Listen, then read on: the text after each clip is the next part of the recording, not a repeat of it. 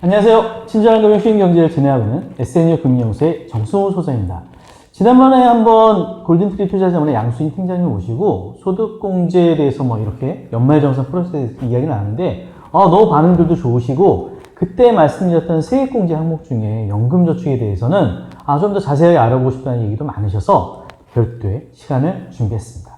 오늘 다시 한번 저희 양수인 팀장님 모시고 연금저축과 퇴직연금에 대해서 여러 가지 세액공제에 대한 좋은 방법들을 알짜 팁을 이야기 나눠보도록 하죠. 그전에 앞서 다시 한번 인사해 주시겠습니까? 안녕하세요. 네, 안녕하세요. 저는 지금 골든트리 투자자문에서 교육과 일하시는 분들 스텝을 담당하고 있는 양수진 팀장이라고 합니다. 네, 반갑습니다. 네.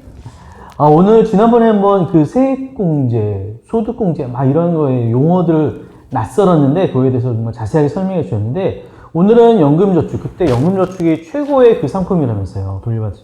그렇다면은 연금저축에는 어떤 것들이 있고 어떻게 하면 좀 효과적으로 잘 상품도 가입할 수 있는지도 좀 이야기 좀 해주시죠. 네. 지난 시간에 제가 그 연봉이 3,600만 원이라고 가정을 했을 때 실제로 받는 돈은 300이 아니다 라는 것부터 시작을 해가지고 이제 여기까지 오게 됐어요. 그러면 실질적으로 한 그 정도의 급여를 받으시는 분들이 이런 재무설계라든지 아니면 본인의 어떤 그 급여 소득과 지출 관리를 하실 때 어떻게 관리를 하셔야 되냐면 사실 실질적으로 내가 쓴 돈에서 사실 절반 이상은 저축을 하셔야 되는 게 맞거든요. 그렇죠. 네. 절반 이상 저축해야죠. 원칙은 그렇죠. 맞아요. 그렇게 하기는 쉽지가 않아요. 쉽지는 않아. 쉽지가 않아요. 먹고 죽으려 해도 쓸 돈이 없다는데. 신기하게 돈이 녹아 없어지는 것 같아요. 맞아요. 사이버머니예요. 이게 한 줄 이렇게 딱 통장에 들어오고 나면 계속 이제 그다음부터 지출 이렇게 그쵸. 다 없어져 버리시잖아요. 맞아요. 예, 그렇다 보니까 실질적으로 지금 우리나라가 네. 이미 고령화 사회에 접어들었어요. 그렇죠. 그래서 우리나라는 3층 보장 체계라는 제도를 가지고 있거든요. 근데 이 3층 보장 체계 안에서 네. 연금이라는 상품에 굉장히 혜택을 많이 주고 있어요. 예를 들면 4대 네. 보험 자체가 소득공제가 100% 되는 상품이기도 하고요. 그리고 연금저축이라는 상품을 가입을 하시게 되시면 세액공제를 또 받으실 수 있도록 혜택을 주고 있거든요. 네, 그 이유는 아무래도 태어나는 아이들이 점점 줄어들고 있는데 네. 아무래도 사람들의 평균 수명은 계속해서 늘어나고 있다 보니까 연금이라는 상품에 혜택을 많이 주고 있는 것 같아요. 맞아요. 국가가 사실 책임지기가 좀 어려우니까 그거에 대해서 세액이라도 아니면은 소득에 대한 어떤 부분에 일정 부분 베네핏을 줘야 된다. 그래야 나중에 사실 그 사람들의 국가에서 또 보살펴야 되는 어떤 과제가 되지 않겠습니까? 그러니까 개인적으로 정말 준비를 많이 하셔야 되지 않을까 그런 생각이 좀 들어요. 네. 자, 그러면 3층 보장에 대해서는 사실은 이야기들이 많이 하지만 국민연금, 퇴직연금, 개인연금으로 구성되어 있는데 지금 얘기하시고 있는 소득공제형 연금저축은 사실 개인연금에 대해 해당되는 거겠네요. 네, 맞습니다. 그래서 사실 지금 우리가 그런 얘기를 해요. 선진국 굉장히 부러워하죠. 선진국 굉장히 부러워하죠. 왜냐면 핀란드랄지 아니면 저쪽 북유럽 쪽 같은 경우는 사실 본인 소득의 거의 한 40% 정도를 어떻게 보면 세금으로 내고 있다라고 하거든요. 근데 솔직히 만약에 소장님 급여가 300인데 한 40% 이렇게 띄고 180만 원만 준다고 하면 소장님 사시겠어요? 진짜 다 그러면은 살 수 있을 것 같아. 근데 다 그렇지는 못하니까 사실은 좀 어렵죠. 솔직한 얘기로. 맞습니다. 저희는 사실은 급여를 웬만하면 사대보험도 안 넣었으면 좋겠다라고 하시는 분들도 굉장히 많으세요. 맞아요. 못 믿으니까 네. 이런 얘기를 많이 하시더라고요. 네, 그러니까 그러한 분들이 많으신데 지금 3층 보장 체계에서 국민연금이 가장 밑바닥을 차지를 하고 있다라고 한다면 지난번에 봤던 연금저축을 먼저 볼 거예요. 이 연금저축이라고 하는 거는 원래 개인연금은 두 가지가 있어요. 하나는 적립을 하셨을 때 10년 뒤에 세금을 면제받으시는, 그러니까 이자 소득세를 면제받으시는 비과세형 연금이 있고요. 네. 지금 오늘 우리가 살펴보려고 하는 거는 비과세형 연금은 아니고 세제 적격 연금인 연금 저축을 살펴보려고 하시는 부분이거든요. 네. 근데 이 연금 저축이라고 하는 부분은 은행에서도 가입이 가능하시고 그리고 증권사에서도 가입이 가능하시고 그리고 보험사에서도 가입이 가능하세요. 네. 근데 어디에 가장 많이 가입이 되어 있으실 것 같은가요? 제가 이 통계를 아는데 연금보험에 그렇게 많이 가입돼 있다고 그러던데요? 맞습니다. 거의 대부분이? 70% 이상이 네. 보험사를 선택을 하셨어요. 네. 보험사 선택하는 이유가 뭘까요? 사람들이. 일단은 제 생각에는 네. 그 이제 보험 같은 경우는 아무래도 권유해 주시는 분들이 많고 이거를 자발적으로 가입을 하시는 분들이 좀 적으신 것 같아요. 아, 맞아요. 네. 왜냐면 연금저축은 기본적으로 중도에 인출이라는 기능이 없어요. 예. 이거는 세제 혜택을 주는 이유 자체가 나중에 노후에 쓰라고 이런 세제 혜택을 주는 건데 중간에 빼서 써버리게 되면 그 의미가 없잖아요. 그쵸. 네. 네, 그렇다 보니까 이 연금저축 상품 자체는 나중에 노후에 쓸 수 있게끔 그 안전장치라 그래야 되나? 안전장치는 아니죠. 어떻게 보면 우리한테는 안전장치는 아닌데 하여튼 이런 어떤 제약 조건을 만들어 놨습니다. 아. 그래서 실질적으로 그렇게 되어 있는 부분인데 그 지금 안으로 한번 들어가 봐 주시겠어요, 선생님? 네.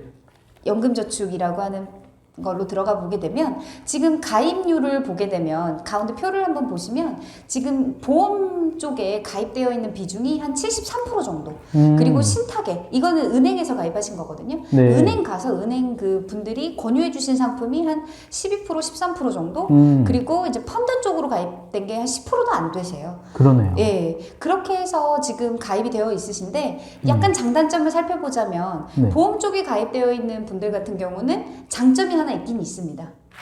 일단은 생명보험 쪽에 가입되신 분들 같은 경우는 종신연금형이 종신표로 활용할 수 가능하다. 있다. 이게 이제 첫 번째 장점이고 그리고 손보 같은 경우는 종신연금형은 안 되세요. 네. 대신에 이제 지정된 기간에 받으실 수가 있는데 대신에 어떤 부분이 있냐면 보험사는 약관 대출이라는 걸 해주죠. 그래서 약간의 유동성을 좀 가질 수 있다 보니까 보험사를 선호하시는 분들이 있는 것 같습니다. 근데 저는 이거 보면은 우리가 빈번하게 방문하는 창구가 보험설계사의 방문 아니면은 은행의 방문인데 은행에서조차도 판매하는 상품이 대부분 연금 보험을 판매하고 있더라고요. 맞습니다. 맞습니다. 그러다 그것도 보니까, 예. 보험 비율이 높아진 맞아요. 이유 중에 하나예요. 방카슈란스를 이용을 해서 연금저축 신탁을 가입을 하시는 게 아니라 보통은 연금저축 보험을 가입을 하시죠. 네. 그래서 워낙에 이제 비중이 늘어난 부분도 있습니다. 그렇다 보니까 이제 펀드나 이런 쪽으로 하고 있지 않으신데 근데 실질적으로 저희가 수익률을 보게 되면 네. 좀 처참합니다. 솔직히. 맞아요. 네. 연금 보험 가입하신 분들이 최저 보증에 속아가지고 사실 가지고 거기 그때 가입하실 때 이유를 가지고서 가입 설계서상에 나와 있으시겠지만 사실은 그 이율이라는 것도 공시라는 것도 매달 변하기 때문에 사실은 현재 은행 금리하고 비슷하다고 생각하시면 돼요. 네. 오히려. 맞습니다. 지금 보고 계시는 그래프가 맨 앞쪽에 있는 게 이제 증권사의 어떤 수익률 그래프고요. 이제 가운데가 이제 보험사고 마지막이 이제 연금저축 신탁인데 보통은 신탁이라든가 이 보험사 쪽에서 하고 있는 거는 공시율이라는 표현을 쓰고 있는데요. 아무래도 채권이라든가 이런 안정적인 부분에 투자를 많이 하다 보니까 수익률이 한 2% 내외입니다. 그래서 이제 이게 운용보수까지 좀 제외하고 또 이제 보험의 경우에는 그 설계사분들 수당이라든가 사업비 이런 거 그쵸. 유지보수 이런 비용까지 다 제외하고 나다 보면 사실 실질적으로 한 5년 이내에는 100%가 안 되는 경우도 있어서 고객님들 굉장히 속상해하시는 경우도 맞아요. 있으세요. 어떤 분이 심한 경우에는 한 10년 돼야 겨우 한 102%, 103% 이렇게 딱 나오시기 때문에 정말 정말 좀 원금 찾아가는 정도밖에는 안 되시는 것 같아요. 맞습니다. 그래서 이제 세액공제를 받으시기 때문에 그거는 이득일 수는 있겠지만 또 한편으로 생각을 해보면 이게 노후자산으로 가입을 하신 건데 충분한 돈이 있어야 되는데. 맞습니다. 너무 근데 편하니까. 지금 물가가 오르는 걸 생각을 하게 되면 수익률이 2%가 안 됐을 때는 내 돈이 거꾸로 가는 상황이 그쵸. 돼버릴 수도 있는 거거든요. 그래서 혹시라도 20대나 30대 혹은 40대까지도 저는 충분히 그 투자할 수 있는 기간이 충분하다고 생각을 하거든요. 10년 이상 장기 투자가 되셨을 때는 사실 펀드를 가입하시는 것도 굉장히 또 이제 그 유리한 부분이 되실 수가 있어요. 근데 펀드는 가입하기 너무 힘들지 않아요? 예전에도 그렇고. 그거는요, 제가 약간 회사 홍보를 아, 약간 그래요? 네. 곁들이자면, 이제 제가 일을 하고 있는 골든트리 투자자문이라고 하는 회사는, 이제 고객님들한테 뭐 주식 종목을 찍어주는 회사는 아닙니다. 이제 저희는 있는 상품을 투자 그 유사 수신 업체라고 하죠. 그래서 이제 그런 유사 수신을 하고 있는 곳이 아니고요. 이제 저희는 펀드를 포트폴리오 해드리는 회사예요. 예, 그래서 혹시라도 연금저축을 가입을 하실 때 연금저축 이전 제도라고 혹시 들어보셨는지 이전 제도. 모르겠어요. 이제 이전 제도라고 하는 부분은 어떤 부분이냐면 네. 방금 얘기했던 그 세 가지의 회사들이 옮겨갔을 때 그 연금저축 이전 제도라는 걸 활용을 하실 수가 있는데 이 연금저축 이전 제도는 은행에서 증권사로 혹은 증권사에서 보험사로 내가 원하는 회사로 이전을 할 수 있는 부분이세요. 아, 그러면은 얘가 저축보험에 가입돼 있어도 연금저축 펀드로 해지하고 새로 가입하는 그런 게 아니라 있는 것을 그대로 옮겨갈 수 있다는 맞습니다. 말씀이군요. 네, 맞습니다. 그래서 이 이전 제도를 활용을 하시게 되시면 굉장히 메리트가 있는 상황이 되실 수가 있는데 그거는 수익률의 차이에서 확연히 달라질 수가 있습니다. 그러네요. 왜냐면 지금 현재 이 그 고객님들 연령층이 30대다. 그러면 앞으로 은퇴까지 얼마나 남았죠? 와, 벌써 그래도 한 10몇 년, 20년 가까이 남았겠는데요? 20년, 30년 남으셨어요. 네. 왜냐면 국민연금은요, 아까 가장 아래층에 있었잖아요. 국민연금 수령 시기는 65세 이상이에요. 그쵸. 근데 심지어 이거를 더 늘리겠다라고 지금 얘기가 나오고 있잖아요. 맞습니다. 근데 그러면 연금저축은 몇 세부터? 55세부터. 그보다 10년 땡겨서 더 이렇게 수령을 하실 수가 있는 부분이시거든요. 아하. 네, 그래서 55세부터 연금저축 수령하실 수가 있으신데 지금 30세인 분이 55세 혹은 65세로 계산을 하신다 그러면 최소 25년에서 30년 정도를 운용하실 수가 있으신 부분이시잖아요. 그러네요. 1% 차이가 어마어마하게 많이 차이가 나실 수가 있으세요.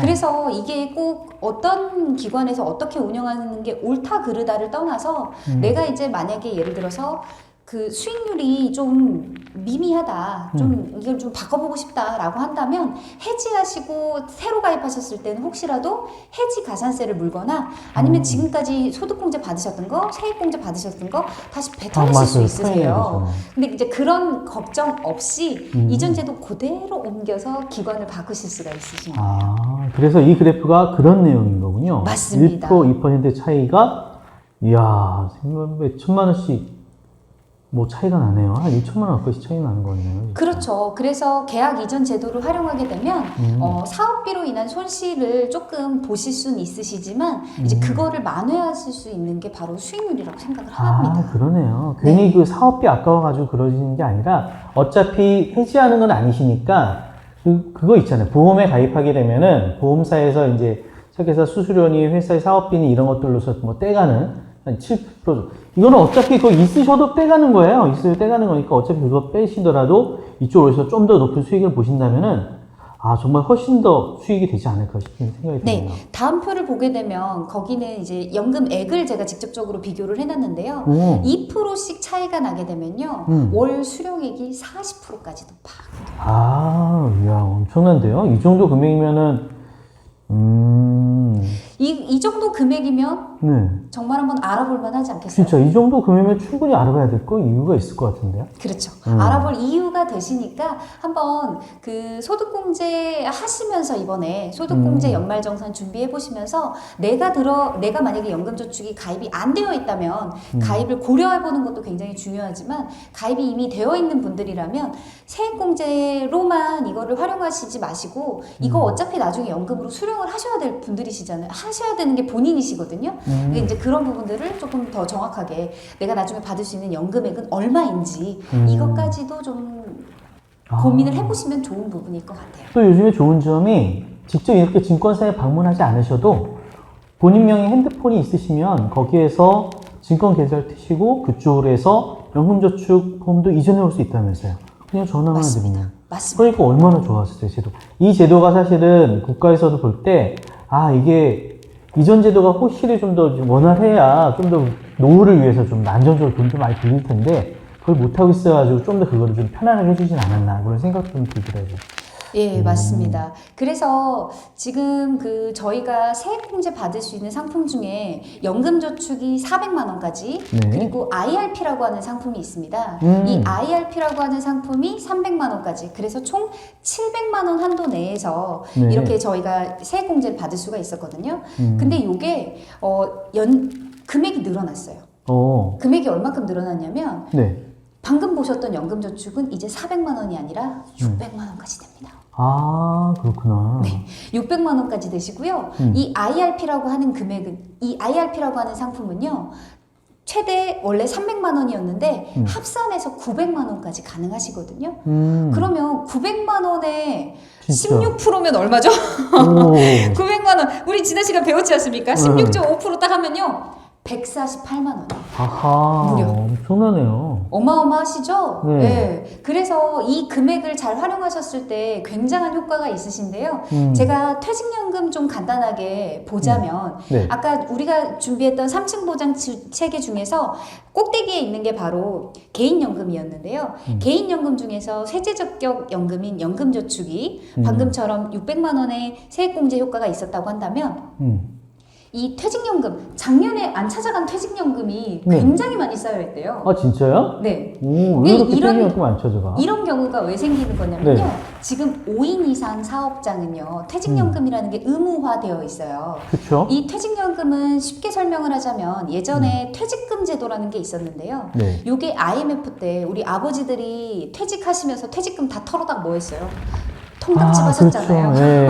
자기 창업하시고. 뭐 네, 하시고. 그래서 퇴직금으로 창업하신 분들이 굉장히 많아서 폐업이 엄청나게 늘어나셨었어요. 아, 네. 그래서 국가에서는 이 퇴직금이라는 것 자체를 퇴직연금 제도로 개편해서 나중에 노후에 활용하실 수 있게끔 바뀐 제도거든요.